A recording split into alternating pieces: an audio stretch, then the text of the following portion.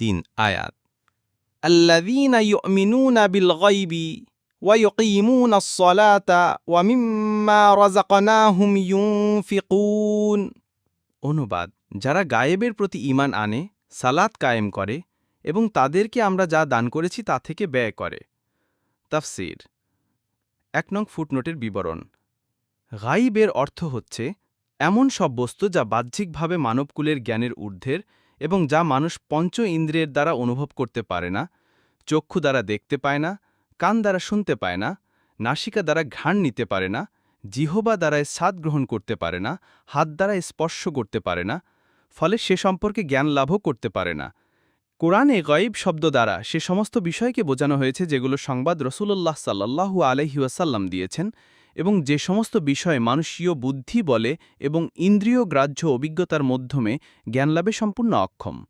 এখানে গায়ব শব্দ দ্বারা ঈমানের সংক্ষিপ্ত বর্ণনা দেয়া হয়েছে, যার মধ্যে আল্লাহর অস্তিত্ব, সত্তা, সিফাত বা গুণাবলী এবং তাকদীর সম্পর্কিত বিষয়াবলী, জান্নাত জাহান্নামের অবস্থা, কেয়ামত ও কেয়ামতে অনুষ্ঠিত হওয়ার ঘটনাসমূহ, ফেরেশতাকুল, সমস্ত আসমানি কিতাব, পূর্ববর্তী সকল নবী ও রাসূলগণের বিস্তারিত বিষয় অন্তর্ভুক্ত যা সূরা আল বাকরার আমানার রাসূলু আয়াতে দেয়া হয়েছে। এখানে ঈমানের সংক্ষিপ্ত বর্ণনা আর এই সূরারই শেষে 285 নং আয়াতে ঈমানের বিস্তারিত বর্ণনা রয়েছে। 2 নং ফুটনোটের বিবরণ। ঈমান এবং গায়ব শব্দ দুটির অর্থ যথার্থভাবে অনুধাবন করলেই ঈমানের পুরোপুরি তাৎপর্য ও সংজ্ঞা হৃদয়ঙ্গম করা সম্ভব হবে। ঈমান শব্দের আবিধানিক অর্থ হচ্ছে কোনো বিষয়ের স্বীকৃতি দেয়া। ইসলামী শরীয়তের পরিভাষায় ঈমান বলতে বুঝায় কোনো বিষয়ে মুখের স্বীকৃতির মাধ্যমে হৃদয়ে দৃঢ় বিশ্বাস পোষণ করা এবং তা কাজে পরিণত করা। এখানে ঈমানের 3টি দিক তুলে ধরা হয়েছে। প্রথমত, অন্তরে অকপট চিত্তে দৃঢ় বিশ্বাস পোষণ করা। দ্বিতীয়ত, সে বিষয়ের স্বীকৃতি মুখে দেয়া। তৃতীয়ত, কর্মকাণ্ডে তার বাস্তবায়ন করা। শুধু বিশ্বাসের নামে ঈমান নয়, কেননা খোদ ইবলিস, ফিরাউন এবং অনেক কাফেরও মনে মনে বিশ্বাস করত, কিন্তু না মানার কারণে তারা ঈমানদারদের অন্তর্ভুক্ত হতে পারেনি। তদ্রূপ শুধু মুখের স্বীকৃতির নামও ঈমান নয়, কেননা মুনাফিকরা মুখে স্বীকৃতি দিত, বরং ঈমান হচ্ছে জানা এবং মানার নাম। বিশ্বাস করা, মুখে স্বীকৃতি দেয়া এবং কার্যে পরিণত করা, এ 3টির সমষ্টির নামই ঈমান। তাছাড়া ঈমান বাড়ে এবং কমে। উপরোক্ত আলোচনার প্রেক্ষিতে ঈমান বিল গায়ব অর্থ এই দাঁড়ায় যে রাসূলুল্লাহ সাল্লাল্লাহু আলাইহি ওয়াসাল্লাম যে হিদায়াত এবং শিক্ষা নিয়ে এসেছিলেন সেগুলোকে আন্তরিকভাবে মেনে নেয়া। তবে শর্ত হচ্ছে যে সেগুলো রাসূলুল্লাহ সাল্লাল্লাহু আলাইহি ওয়াসাল্লামের শিক্ষা হিসেবে অকাট্যভাবে প্রমাণিত হতে হবে। আহলে ইসলামের সংখ্যাগরিষ্ঠ দল ঈমানের এ সংজ্ঞাই দিয়েছেন। ইবনে কাসির ঈমান বিল গায়ব সম্পর্কে আব্দুল্লাহ ইবনে মাসউদ রাদিয়াল্লাহু আনহু বলেন, গয়েবের বিষয়াদির উপর ঈমান আনার চেয়ে উত্তম ঈমান আর কারও হতে পারে না। তারপর তিনি এই সূরার প্রথম 5টি আয়াত তেলাওয়াত করলেন।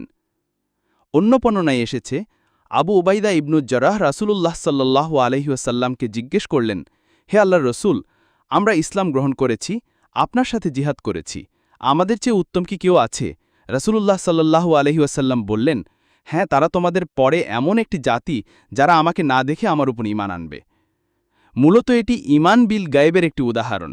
সাহাবা, তাবেঈন থেকে বিভিন্ন বর্ণনায় ঈমান বিল গায়বের বিভিন্ন উদাহরণ পেশ করা হয়েছে। কেউ বলেছেন কোরআন, আবার কেউ বলেছেন জান্নাত ও জাহান্নাম। 2 নং ফুটনোটের বিবরণ। সালাতের শাব্দিক অর্থ হচ্ছে প্রার্থনা বা দোয়া। শরীয়তের পরিভাষায় সে বিশেষ ইবাদত যা আমাদের নিকট নামাজ হিসেবে পরিচিত। কোরআনুল কারিমে সালাতের তাকিদ যতবার দেয়া হয়েছে সাধারণত ইকামত শব্দর দ্বারাই দেয়া হয়েছে। সালাত আদায়ের কথা শুধু 2-1 জায়গায় বলা হয়েছে। এজন্য ইকামাতুস সালাতের মর্ম অনুধাবন করা উচিত। ইকামতের শাব্দিক অর্থ সোজা করা, স্থায়ী রাখা। সাধারণত যেসব খুঁটি, দেয়াল বা গাছ ইত্যাদির আশ্রয়ে সোজাভাবে দাঁড়িয়ে থাকে সেগুলো স্থায়ী থাকে এবং পড়ে যাওয়ার আশঙ্কা কম থাকে। এজন্য ইকামত স্থায়ী ও স্থিতিশীল অর্থ ব্যবহৃত হয়। কোরআন ও সুন্নাহর পরিভাষায় ইকামতুস সালাত অর্থ নির্ধারিত সময় অনুসারে যাবতীয় শর্তাদি ও নিয়মাবলী রক্ষা করে সালাত আদায় করা। শুধু সালাত আদায় করাকে ইকামতুস সালাত বলা হয় না। সালাতের যত গুণাবলী, ফলাফল, লাভ এবং বরকতের কথা কোরআন হাদিসে বর্ণনা করা হয়েছে তা সবই ইকামাতুস সালাত, সালাত প্রতিষ্ঠার সাথে সম্পর্কযুক্ত। যেমন কোরআনুল কারিমে আছে, নিশ্চয়ই সালাত মানুষকে সকল অশ্লীল ও গর্হিত কাজ থেকে বিরত রাখে। সূরা আল আনকাবুতের 45 নং আয়াত। বস্তুত এই সালাতের ফল ও ক্রিয়ার তখনই প্রকাশ ঘটবে যখন সালাত উপরে বর্ণিত অর্থের প্রতিষ্ঠা করা হবে। এজন্য অনেক সালাত আদায়কারীকে অশ্লীল ও ন্যাক্কারজনক কাজে জড়িত দেখে এই আয়াতের মর্ম সম্পর্কে সন্দেহ পোষণ করা ঠিক হবে না, কেননা তারা সালাত আদায় করেছে বটে কিন্তু প্রতিষ্ঠা করেনি। সুতরাং সালাতকে সকল দিক থেকে ঠিক করাকে প্রতিষ্ঠা করা বলা হবে। ইকামতে অর্থ সালাতের সকল ফরজ, ওয়াজিব, সুন্নাত, মোস্তাহাব পরিপূর্ণভাবে আদায় করা, এতে সবসময় দৃঢ় থাকা এবং এর ব্যবস্থাপনা সুদৃঢ় করা সবই বোঝায়। তাছাড়া সময়মতো আদায় করা, সালাতের রুকু, সেজদা, তিলাওয়াত, খুজু ঠিক রাখাও এর অন্তর্ভুক্ত। ফরজ, ওয়াজিব, সুন্নাত ও নফল প্রভৃতি সকল সালাতের জন্য একই শর্ত। এক কথা সালাতে অভ্যস্ত হওয়া এবং তা শরীয়তের নিয়ম অনুযায়ী আদায় করা এবং এর সকল নিয়ম পদ্ধতি যথার্থভাবে পালন করাই ইকামাতে সালাত। তার মধ্যে রয়েছে দামাতের মাধ্যমে সালাত আদায়ের ব্যবস্থা করা এবং তা বাস্তবায়নের জন্য সকল ক্ষমতা প্রয়োগ করা, প্রয়োজনে রাষ্ট্রীয়ভাবে তার তদারকির ব্যবস্থা করা। আল্লাহ তাআলা ইসলামিক কল্যাণ রাষ্ট্রের যে রূপরেখা প্রণয়ন করেছেন তার মধ্যে সালাত কায়েম করাকে রাষ্ট্রীয় ক্ষমতাসীনদের অন্যতম কর্ম বলে ঘোষণা করে বলছেন, যাদেরকে আমরা জমিনের বুকে প্রতিষ্ঠা দান করলে তারা সালাত কায়েম করবে, জাকাত দিবে, সৎ কাজের নির্দেশ দিবে এবং অসৎ কাজের নিষেধ করবে। সূরা আল হাজ্জের ৪১ নং আয়াত। ৪ নং ফুটনোটের বিবরণ। আল্লাহর পথে ব্যয় অর্থে এখানে ফরজ জাকাত, ওয়াজিব সদকা এবং নফল দান সদকা প্রভৃতি যা আল্লাহর পথে ব্যয় করা হয় সে সবকিছুকেই বোঝানো হয়েছে।